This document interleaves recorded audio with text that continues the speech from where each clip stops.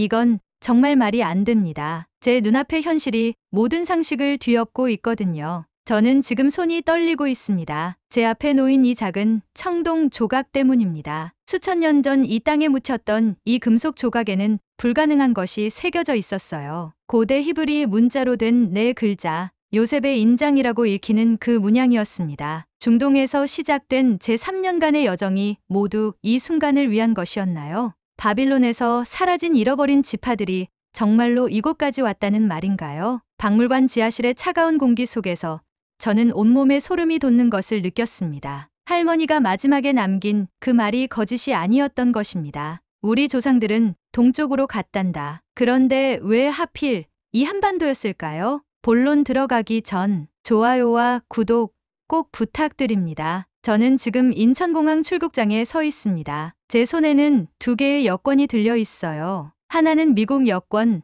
또 하나는 한국 여권입니다. 3년 전 저 에스더 코엔이 이 땅을 처음 밟았을 때만 해도 이런 일이 일어나리라고는 상상도 못했습니다. 그때 저는 단순히 잃어버린 지파의 흔적을 찾는 역사 탐사자였을 뿐이었거든요. 하지만 지금은 다릅니다. 저는 이제 두 개의 정체성을 가진 사람이 되어 있습니다. 뉴욕으로 돌아가는 비행기 티켓을 손에 쥐고 있지만 마음 한편으로는 이곳을 떠나고 싶지 않습니다. 아니, 정확히 말하면 떠날 수가 없습니다. 왜냐하면 제가 찾던 것이 바로 여기 있었기 때문입니다. 요셉의 후손들이 잃어버린 열 지파의 마지막 흔적이 바로 이 한반도에 뿌리 내리고 있었다는 것을 확인했기 때문입니다. 공항 면세점에서 마지막으로 산 것은 단군 신화가 담긴 책 한 권이었습니다. 그 책을 펼쳐보니 첫 페이지에는 이런 문장이 적혀 있더군요. 모든 민족에게는 시작이 있고 모든 시작에는 신의 뜻이 담겨 있다. 저는 그 순간 깨달았습니다. 제가 지난 3년간 해온 모든 탐사가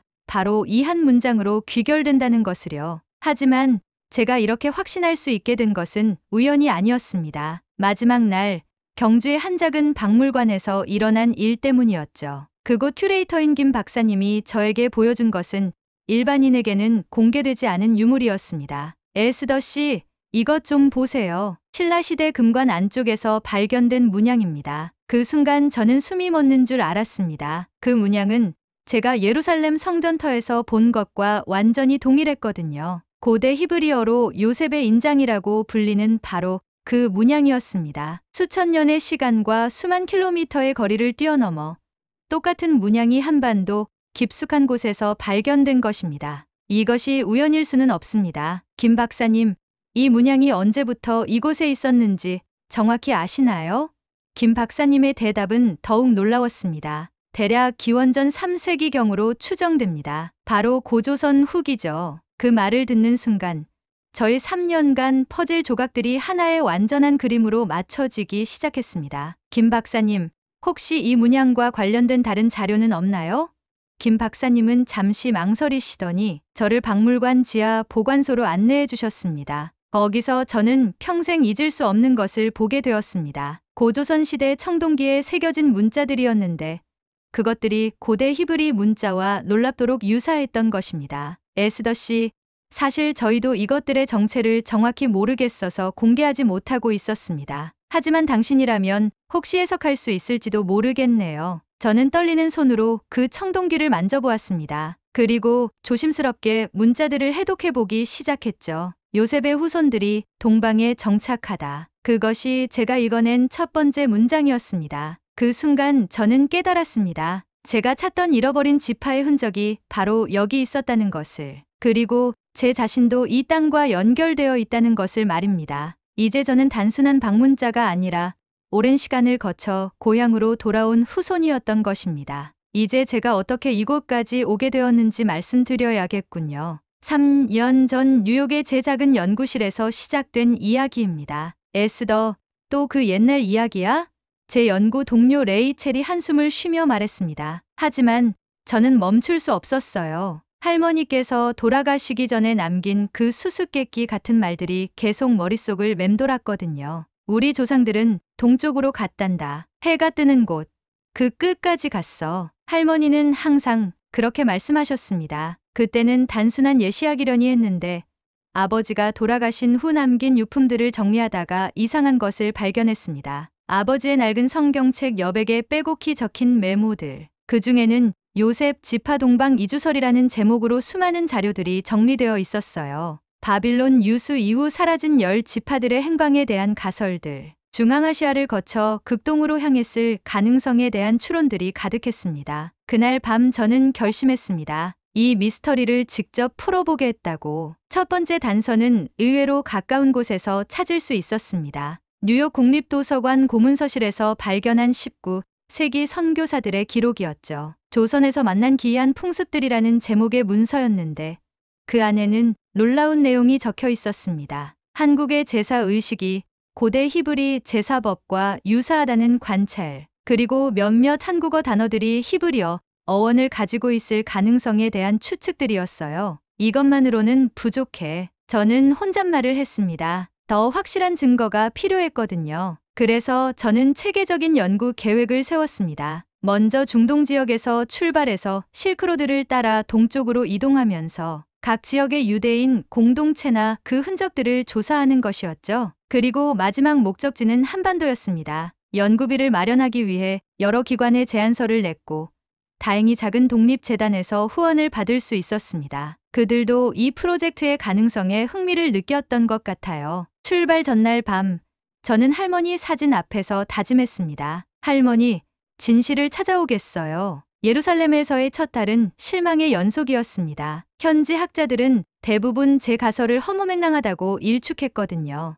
에스더, 잃어버린 지파 이야기는 수백 년 동안 수많은 사람들이 연구했어요. 그런데 한반도라니. 히브리 대학교 고고학과 교수님의 반응이었습니다. 하지만 포기할 수 없었습니다. 성전터 주변을 샅샅이 뒤지면서 고대 문양들을 수집하고 사진으로 기록했어요. 특히 그 유명한 요셉의 인장 문양을 발견했을 때는 정말 가슴이 뛰었습니다. 이 문양이 정말 요셉과 관련이 있나요?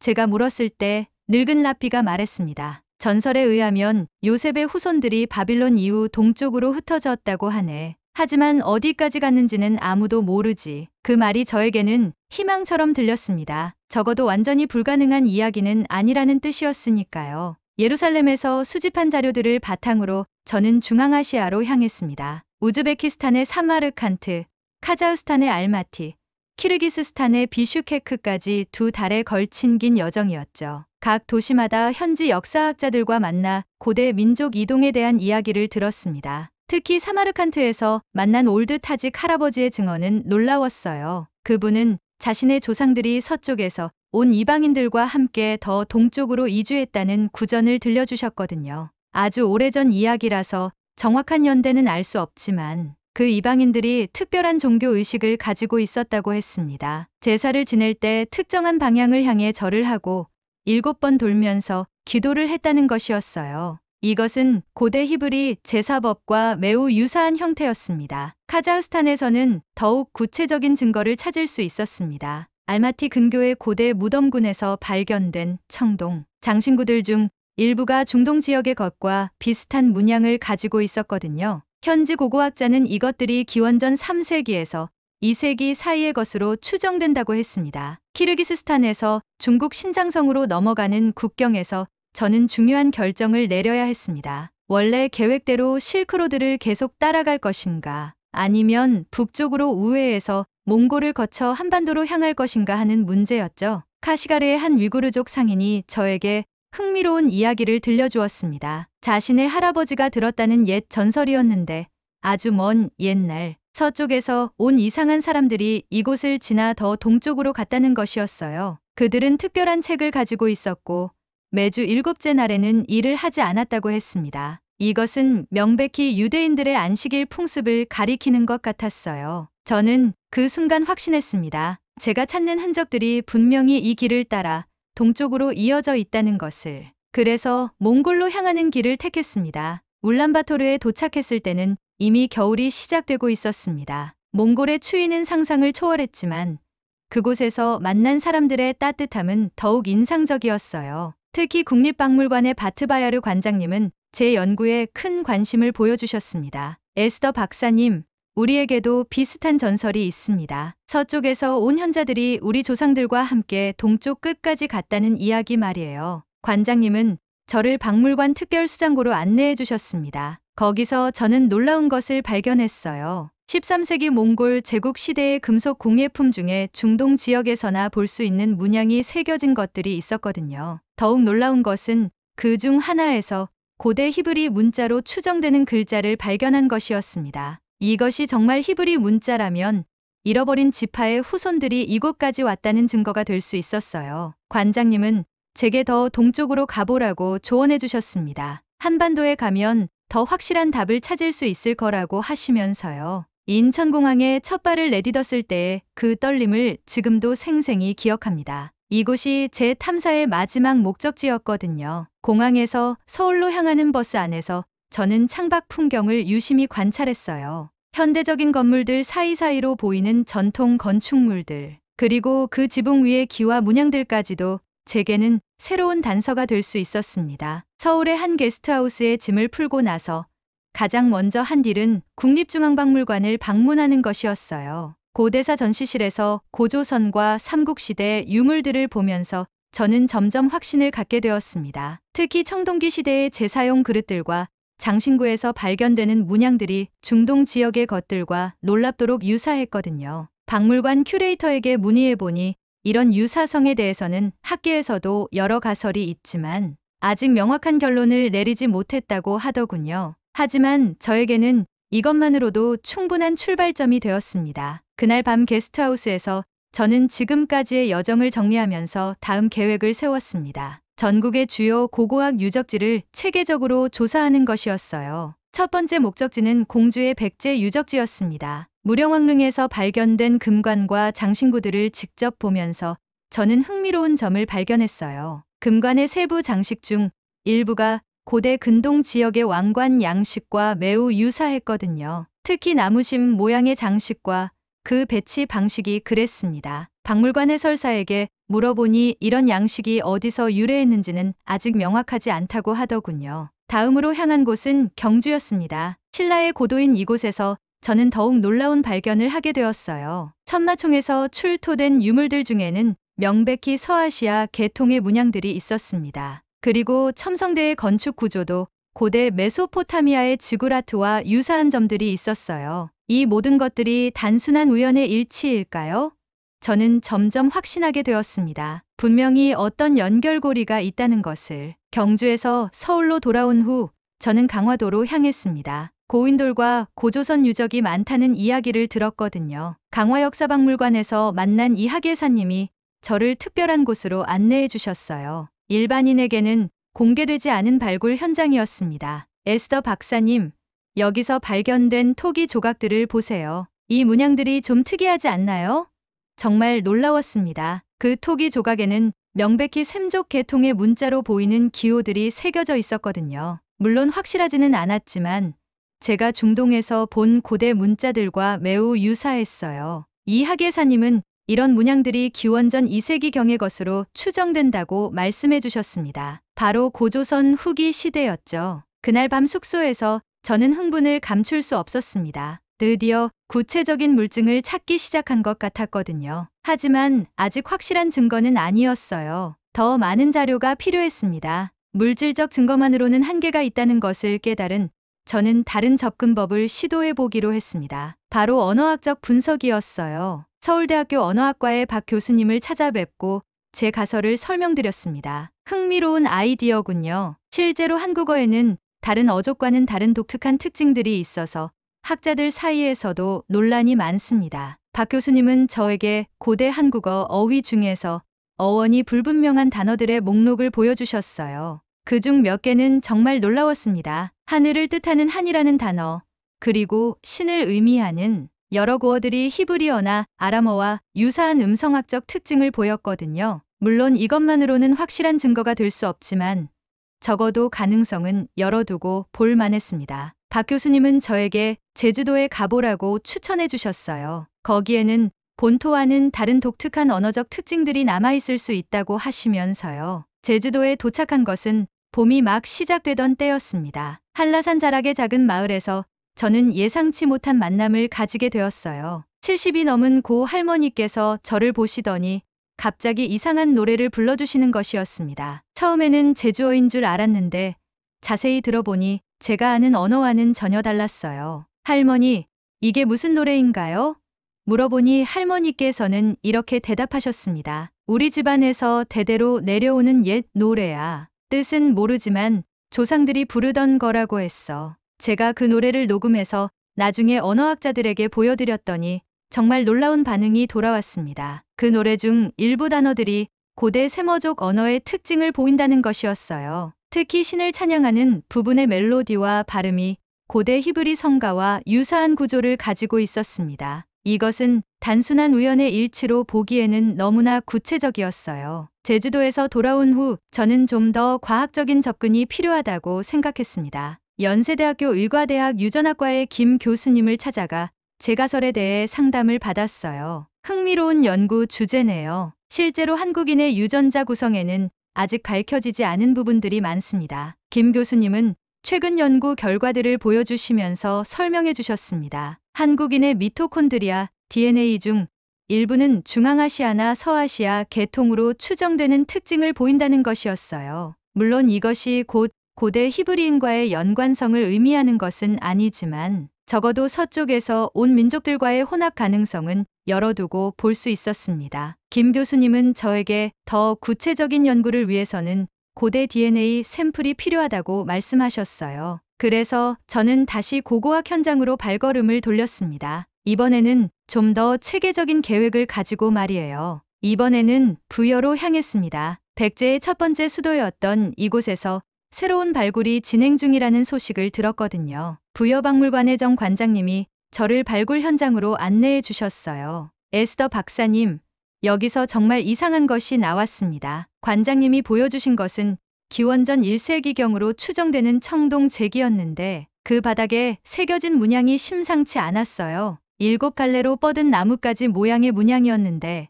이것은 고대 히브리 전통에서 생명나무를 상징하는 메노라와 놀랍도록 유사했습니다. 더욱 놀라운 것은 그 옆에 새겨진 작은 글자들이었어요. 마모가 심해서 정확히 읽기는 어려웠지만 고대 아람어나 히브리어의 특징을 보이는 문자들이었습니다. 정 관장님도 이런 형태의 문자는 처음 본다고 하시더군요. 그날 밤 저는 흥분해서 잠을 이룰 수 없었습니다. 드디어 결정적인 물증을 찾은 것 같았거든요. 하지만 아직 확실하지는 않았어요. 더 정밀한 분석이 필요했습니다. 부여에서의 발견을 계기로 저는 여러 분야의 전문가들과 공동 연구팀을 구성하게 되었습니다. 고고학자, 언어학자, 종교학자, 그리고 고대사 전문가들이 모였어요. 처음에는 회의적이던 학자들도 점점 제 연구에 관심을 보이기 시작했습니다. 서울대학교 고고학과의 이 교수님이 말씀하셨어요. 에스더 박사의 가설이 완전히 틀렸다고 단정할 수는 없겠네요. 실제로 고대 한반도에는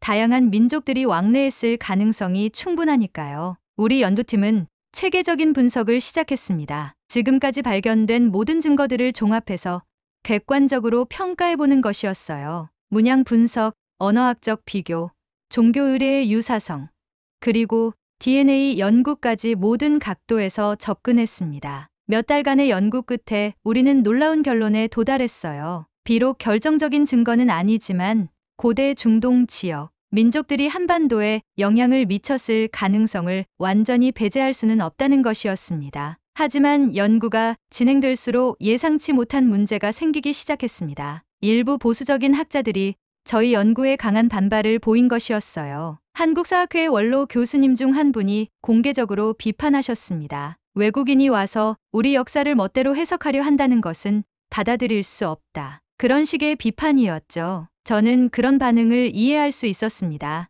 역사라는 것이 단순히 학술적 관심사가 아니라 민족의 정체성과 직결되는 문제였으니까요. 하지만 진실을 추구하는 것과 민족적 자긍심을 지키는 것이 꼭 대립되어야 하는 걸까요? 저는 오히려 반대라고 생각했어요. 만약 정말로 고대 중동의 선진 문명이 이 땅에 뿌리를 내렸다면 그것은 한국 문화의 깊이와 다양성을 보여주는 증거가 될 수 있지 않을까요? 하지만 학계의 분위기는 점점 차가워졌고 일부 연구팀 멤버들도 압박을 느끼기 시작했습니다. 결국 몇몇 핵심 연구진들이 프로젝트에서 빠지기 시작했습니다. 학계의 압력과 경력상의 우려 때문이었어요. 이 교수님이 마지막에 저에게 말씀하셨습니다. 에스더 박사님, 정말 죄송합니다. 하지만 지금 상황에서는 더 이상 함께할 수 없을 것 같아요. 저는 갑자기 혼자가 되어버렸습니다. 3년간 쌓아온 연구 성과들이 한순간에 무너지는 것 같았어요. 연구비 지원도 끊겼고 박물관들도 더 이상 협조적이지 않았습니다. 그때 저는 정말 절망했어요. 미국으로 돌아가야 하나 하는 생각도 들었습니다. 하지만 포기할 수는 없었어요. 지금까지의 모든 발견들이 거짓말을 하고 있는 것은 아니었거든요. 저는 혼자서라도 연구를 계속하기로 결심했습니다. 작은 원룸을 얻어서 개인 연구실을 차렸고 아르바이트를 하면서 생활비를 벌었어요. 많은 사람들이 저를 고집불통이라고 했지만 저에게는 이것이 단순한 학술 연구가 아니었습니다. 제 정체성을 찾는 여정이었거든요. 혼자가 된 후 저는 다른 방식으로 접근해 보기로 했습니다. 대규모 학술 연구 대신 민간 차원에서 조용히 자료를 수집하는 것이었어요. 전국의 작은 향토박물관들을 찾아다니며 아직 학계에 알려지지 않은 유물들을 조사했습니다. 놀랍게도 이런 곳들에서 더 흥미로운 발견들을 할 수 있었어요. 안동의 한서원 창고에서는 조선 초기에 기록된 고대 전설집을 발견했습니다. 그 안에는 서쪽에서 온 현자들이 이 땅에 정착했다는 이야기가 상세히 기록되어 있었어요. 물론 전설일 뿐이지만 그 묘사가 너무나 구체적이어서 단순한 상상으로 보기에는 어려웠습니다. 강릉의 한 사찰에서는 고려시대 석탑 밑에서 발견되었다는 작은 금속판을 볼 수 있었어요. 거기에는 분명히 세머족 계통의 문자로 보이는 기호들이 새겨져 있었습니다. 이런 발견들이 쌓여갈수록 저는 더욱 확신하게 되었습니다. 분명히 어떤 연결고리가 있다는 것을. 그러던 중 저는 평창의 한 작은 마을에서 결정적인 단서를 발견하게 되었습니다. 그곳의 이장님이 저에게 보여준 것은 조상 대대로 전해 내려오는 족보였어요. 그런데 그 족보의 맨 앞페이지에는 이상한 기록이 있었습니다. 우리 조상은 서역에서 왔으며 하늘의 뜻을 받들어 이 땅에 정착했다는 내용이었죠. 더욱 놀라운 것은 그 족보에 그려진 가게도 형태였어요. 12개의 가지로 나뉘어진 나무 모양이었는데 이것은 이스라엘 12지파의 구조와 정확히 일치했습니다. 이장님께서 말씀하시길 이 족보는 최소 500년은 된 것으로 추정된다고 하셨어요. 그리고 마을 뒷산에는 조상들이 하늘에 제사를 지내던 제단이 아직도 남아있다고 하시더군요. 저는 그 제단을 직접 보러 갔습니다. 정말 놀라웠어요. 그 제단의 구조가 구약 성경에 기록된 제단의 형태와 매우 유사했거든요. 동서남북 네 방향을 향한 돌기둥들, 그리고 가운데 제물을 올리는 평평한 돌판까지. 그렇게 3년이 흘렀습니다. 수많은 발견과 좌절, 그리고 깨달음의 연속이었어요. 처음에는 단순히 잃어버린 지파의 흔적을 찾으려 했던 것이 어느새 저 자신의 뿌리를 찾는 여정이 되어 있었습니다. 마지막으로 경주 박물관에서 김 박사님을 만나 그 결정적인 청동기를 발견했을 때 저는 마침내 확신할 수 있었어요. 요셉의 후손들이 정말로 이 땅에 도착했고 고조선이라는 새로운 문명의 일부가 되었다는 것을. 물론 아직도 의문점들이 많습니다. 어떻게 그들이 이곳까지 왔는지, 얼마나 많은 사람들이 왔는지, 그들이 이 땅의 원주민들과 어떻게 어울려 살았는지에 대해서는 더 많은 연구가 필요해요. 하지만 이제 저는 알고 있습니다. 제가 찾던 답이 바로 여기 있었다는 것을. 그리고 저 역시 이 땅의 일부라는 것을. 인천공항에서 2개의 여권을 바라보며 저는 깨달았습니다. 이제 저는 2개의 조국을 가진 사람이 되었다는 것을. 요셉의 후손으로서 고향으로 돌아온 것입니다. 사연은 여기까지입니다. 구독과 좋아요로 감동온기에 따뜻한 온기를 더해주세요. 따뜻한 이야기로 다시 찾아뵙겠습니다. 감사합니다.